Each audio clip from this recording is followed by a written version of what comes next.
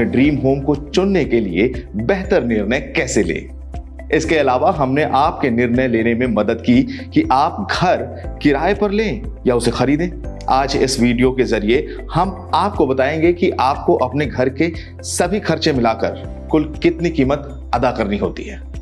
Video के अंत में आपको घर खरीदने से जुड़ी तमाम तरह की फीस, चार्जेस और अतिरिक्त कीमत के बारे में साफ तौर पर पता चल जाएगा, जिससे आप अपनी फाइनेंशियल प्लानिंग अच्छे से कर सकें। मगर हाँ, माई मनी कर्मा के इस चैनल को सब्सक्राइब करना ना भूलें, जहां हम आपको एक मिलीनियर की तरह पर्सनल फाइनेंस मैनेज करने से जुड़ी जानकारी देते हैं। एक उदाहरण के साथ हम आपको घर खरीदने से जुड़े खर्चों के बारे में बताते हैं। रवि ने एक हाई राइज बिल्डिंग में अपार्टमेंट में दिलचस्पी दिखाई, जिसमें 2 बेडरूम है कि 1240 स्क्वायर फुट की एरिया में खूबसूरती से बनाया गया है। इसकी कीमत किफायती रूप से 6900 रुपए पर स्क्वायर फीट रखी गई है। तो इस फ्लैट की कुल कीमत हुई 73,39,000 रुपए। जैसा हम जानते हैं कि हर हाई राइज अपार्टमेंट में गेटेड कम्युनिटी होती है। इन सहूलतों का अलग से खर्चा होता है। आपको इन खर्चों को घर की बेसिक कीमत में जोड़ना चाहिए। इस केस में रवि जिस अपार्टमेंट को खरीदना चाह रहा है, उसमें सहूलतों का कुल खर्चा है 8,50,000 रुपए, जिसमें घर की कीमत बढ़कर हो जाती है 81,99,600 रुपए।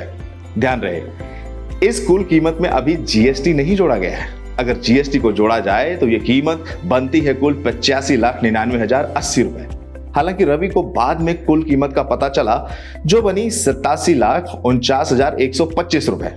रवि ने करीब से जाना तो पाया कि इसमें लीगल और डॉक्यूमेंटेशन चार्जेस के 25,000, कॉर्पस फंड के 62,200 रुपए, 36 रुपए पर square feet maintenance charges, 18% GST जिसकी कीमत रही 52,845 रुपए, और पाइप गैस की कीमत 10,000 रुपए को भी इसमें जोड़ा गया है।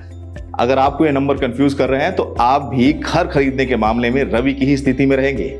इसके अलावा रवि को घर का मालिक बनने के लिए स्टैंप ड्यूटी और अन्य खर्चों को भी चुकाना होगा। अगर आप घर खरीदने से पहले इसी कैलकुलेशन को आधार मानकर चलते हैं तो ठहरिए, हर प्रॉपर्टी अलग होती है, ऐसे में उससे जुड़े खर्चे भी।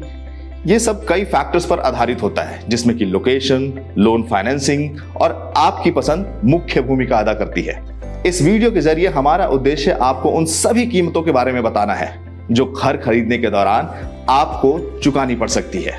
इसे शुरू करने से पहले हमने इसे 3 कैटेगरी में डिवाइड किया है। इसमें पहला है कि घर खरीदने की कीमत, प्रोसेसिंग कॉस्ट और सहूलतों से जुड़ी हुई कीमत। इनमें कुछ कीमतों को हम मोल भाव के जरिए कम या हटा सकते हैं, और अगर इन्हें नजरअंदाज किया तो ये कीमतें बढ़ भी सकती हैं। इसलिए अपनी आंखों और कानों को खुले रखिए और आइए शुरू करते हैं। सबसे पहले घर खरीदने की कीमत। ये वो कीमत है जो आप घर खरीदने के लिए लोन के रूप में लेते हैं। अगर आप इस प्रक्रिया में लाखों रुपए बचाना चाहते हैं तो हमारी दूसरे वीडियोस को जरूर देखें, जहां आपको इससे जुड़े आसान टिप्स मिल जाएंगे। तो आइए इसे बारीकी से समझते हैं। पहला, डाउन पेमेंट। ज्यादातर लोन देने वाले प्रॉपर्टी की कीमत का 80% तक लोन के रूप में देते हैं, जिसमें वो बचा 20% खरीदने वाले को ही देना पड़ता है। अगर एक प्रॉपर्टी की कीमत 1 करोड़ है तो इसकी डाउन पेमेंट होगी 20 लाख या इससे ज्यादा। जैसा कि हम पहले ही आपको बता चुके हैं कि प्रॉपर्टी की डाउन पेमेंट से जुड़ी कोई अपर लिमिट नहीं होती है।